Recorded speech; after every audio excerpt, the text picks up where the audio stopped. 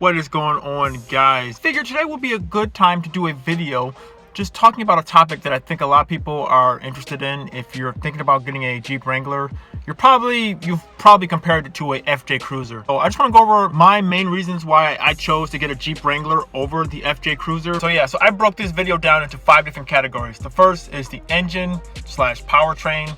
Second is the interior. Third is the exterior. Fourth is the X factor, or I call it the soul of the cars. I don't know, it's something that you can't really have a definitive answer over, but just kind of like your gut feelings about the car. And then 5 is the price. So those are the 5 categories that I went over. Yes, I will say I did end up getting a Jeep Wrangler. So just take this video with a little grain of salt that I did get a Jeep Wrangler. But I think you guys will be shocked to know, or you'll be shocked to hear some of the things that I do have to say about the FJ Cruiser and compare it to the Jeep Wrangler. First things first is the engine, or the powertrain. Now, when I was looking at the FJ Cruiser, it comes with the 4.0 liter V6. It comes with around 260 horsepower. I know with the earlier models, I think it's like 240 or 239, somewhere in that range.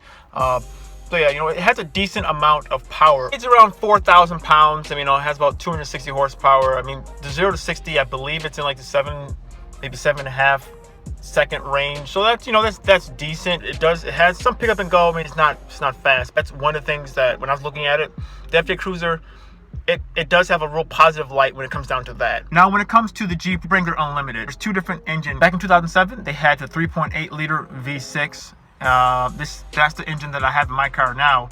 That engine produces around 205 horsepower, or maybe 210, somewhere around there. So it can be sluggish, especially if you have the Unlimited version, that's the 4-door. In the newer models from 2012 to the present year, you have the 3.6 Pentastar V6 that I believe have like 265 horsepower. So that's a little bit more. It's a pretty good bump. If I had to grade, which car has the better engine, the better capabilities, I would probably go with the FJ Cruiser. I think for the engine / powertrain, the FJ Cruiser has the Jeep Wrangler Unlimited beat.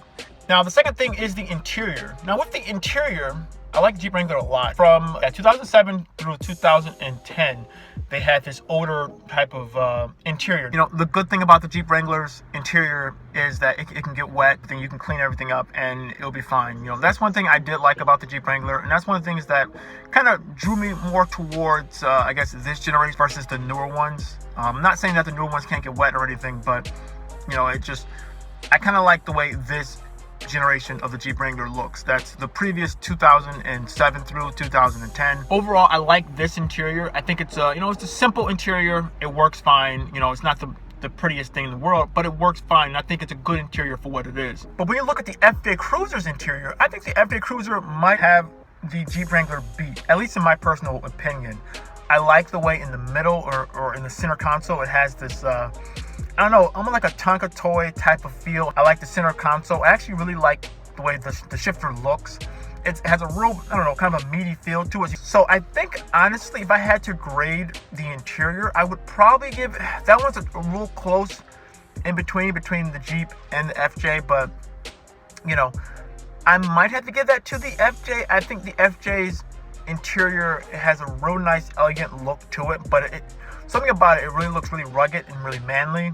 But I'm not saying that the Jeep Wrangler isn't, but I just think that the FJ, if I had to, my gut reaction, I would probably give it to the FJ over the Jeep. The one complaint I do have about the FJ is that the rear doors are suicide doors. I wouldn't necessarily want that. That was one of the main things that I was thinking, well, that's not necessarily what I would want. I would really like to have full opening doors. If it's your everyday car and you gotta put people in the back seat and put stuff in the back seat, it's kind of nice to have full opening doors, even though, having it be suicide doors is not the worst thing in the world, especially if you're not carrying people, you just throw your stuff in the back and grab it real quickly. But having the suicide doors, that can be a little bit of a problem. But I will still say I like the FJ Cruiser's interior more than the Jeep Wrangler Unlimited. So if you're keeping track, I've given the FJ the nod on 2 separate occasions over the Jeep Wrangler so far. Third thing is the exterior. Now, the exterior, I think, stock for stock, the FJ versus the Jeep, I would probably give the nod to the FJ. I think the FJ, it's a very uniquely designed car or designed utility vehicle. It's so ugly that it's attractive and it's pretty. I think kind of like it's either you love it or you hate it. I love the way it looks in its stock form. I think it looks great. Stock for stock, I think that probably beats out the Jeep Wrangler. When you get into the aftermarket, that's where I think the Jeep Wrangler shines more. You know, that was one of the things I was looking more into. The Jeep Wrangler, it just has a much better aftermarket market where you can buy things for the Jeep and you can do things yourself. You don't necessarily have to go to a shop. You can kind of just do everything yourself because the Jeep is designed much more like a Lego block type set where, you know, pieces just come off, you put other pieces on. And a lot of those aftermarket parts you can just put right on to the Jeep without any problems at all. So with that in mind, I think the Jeep has the better potential, but I think stock for stock, the FJ looks better and looks meaner. Personally, I know some people, they like the two-door version of the Jeep Wrangler or the JK. They like that a little bit better than the Unlimited because, you know, it's more of the classic design of the YJ and the TJ. But I personally, I still like the Unlimited over the two-door version. I don't know, I think it has better proportions to me, but you know, that's all up to, you know, your own personal opinion. But also, I will say though, when you really get into, you know, modifying the FJs, I've seen some really good looking FJs out there.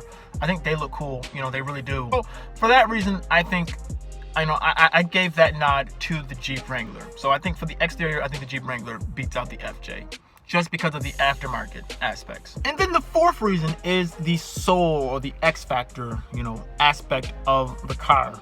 For myself, I think the FJ has a real nice soul to it. It is a Japanese-based car, it's a Toyota, obviously. Someone who's coming from the car world and motorcycle world, I like Japanese things, you know. They're a Japanese car, Japanese manufacturer. You know, I think that's a important aspect that I was really interested in. You know, you can, you know, it wouldn't be weird to like do sticker bombing type of, you know, custom stuff to your car because it's a Japanese car. So when I was looking at that, I was drawn towards that. And, you know, yes, Toyota does have a good reputation for engines and good reputation for reliability. So when I was looking at kind of, you know, the soul of what the car is and what it was designed for, I was initially intrigued by the FJ and just what it was. When I was looking at the Jeep Wrangler, it's American made. And, you know, some people say that's bad. Some people say, you know, whatever, it's American car, you know, Chrysler, Dodge, you know, there's problems. But there's something about the Jeep Wrangler that is so, not necessarily American, but it's such a classic vehicle. Yes, there is a ton of them out there. There are. But when you start looking at it, there's something about the Jeep that is just so unique to the Jeep that you have other car manufacturers trying to replicate, trying to scramble to try to find something that can compete with the Jeep Wrangler.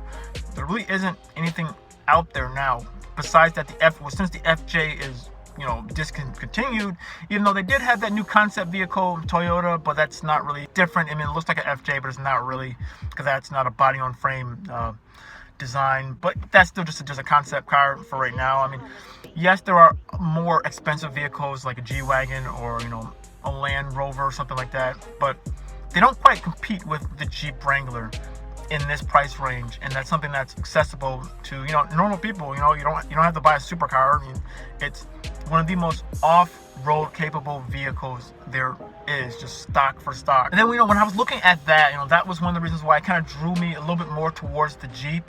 And then, you know, the ultimate reason is because the doors and the roof, you can take it off.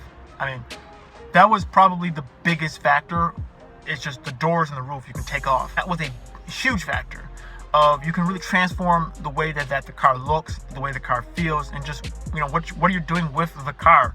Coming from riding motorcycles, taking the doors and taking the roof off, you can get that motorcycle feeling without necessarily being on a motorcycle. So I know that sounds weird, but you know, that was a major factor in me leaning more towards the Jeep. When I was looking at it, the soul of the Jeep Wrangler, or the X Factor, it linked me more towards getting another Jeep Wrangler. So there goes that. And then the fifth and final reason is the price. Now, both of these cars are pretty much in high demand, especially in my area. I'm outside of Buffalo, New York, so Western New York area. So people who you know, especially in an area where, you know, you really need like a 4x4 or something like that, like a utility vehicle, these things are in high demand. I mean, Jeeps are always going to be in high demand. Those, you know, they're just going to be in high demand because there's only one thing like it, you know, so they're always in high demand. And the FJ Cruisers are as well. So trying to find one in my price range, you know, with the right options, when I was looking at them both, I mean, they were both priced out, you know, pretty similarly. Looking back, there was a 07 FJ Cruiser with well over 100,000 miles on it, priced at $15,000 or just around $15,000. That's a lot of money for a 2007. That's a 10-year-old vehicle. And I wanted to find something that was under $20,000, under 100,000 miles. That was my biggest issue. My biggest issue was trying to find one a low mileage for the year. But then ultimately, when I bought this Jeep Wrangler, this is a 2010. I got a great deal on this Jeep. It was priced well below, well, not well below, but definitely, you know, a couple $1,000s below the Blue Book value of the vehicle. It's a lower level trim. I think because of that, they were having a little bit harder time selling it, so they lowered the price. And this vehicle had well under 100,000 miles. That's what I was looking for. And it was priced pretty well. This is a 2010, like I said before. So because of that, you know, and also this car dealership, I dealt with them before in the past, and I've had other people deal with them before in the past, and they were a pretty good car dealership that, you know, I've dealt with before. And you know, I didn't have any problems with my other car that I purchased from there. That made me lean more towards going with this.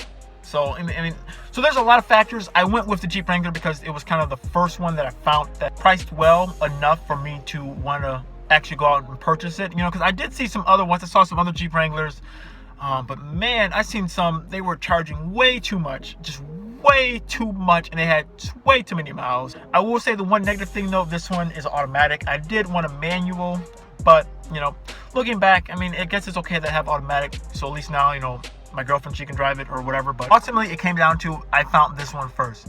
If I were to find a FJ Cruiser that was priced well, and it was from a dealership that had a good reputation, and you know, I looked at it and I thought it was good, I probably would have went with the FJ. Do I regret my decision? No, not at all. I'm really happy with the Jeep Wrangler Unlimited. Ultimately, they're both great vehicles, and they're both well-built vehicles for wherever you want it to be. You know, I'm not saying that you won't find a lemon out of the bunch. You know, there's always problems with any vehicle. There's always problems, always issues. But you know, if you can find a good one, I would say jump on it. But yeah, so pretty much it just came down to those 5 categories. Like I said before, it really was a toss-up between both of them, but I just so happened to find the Jeep Wrangler first over the FJ, so I went with the Jeep Wrangler. But yeah, guys, so thank you so much for watching this video. I just want to do a quick video just talking about the differences between the FJ and the Jeep Wrangler and why I went with the Jeep Wrangler over the FJ Cruiser. So hopefully this video was entertaining, and hopefully this video was helpful for you if you're deciding between the Jeep Wrangler and the FJ Cruiser. So hopefully this video helped you out some. So thank you so much, guys, for watching this video. If you like this video, give me a like. Check out some of the other videos that I've done. I've done a lot of other videos on the Jeep Wrangler, and I plan on doing a whole bunch more videos on the Jeep Wrangler. So if you like this type of stuff, like my channel. Thank you guys so much, and I'll see you in the next video. See ya.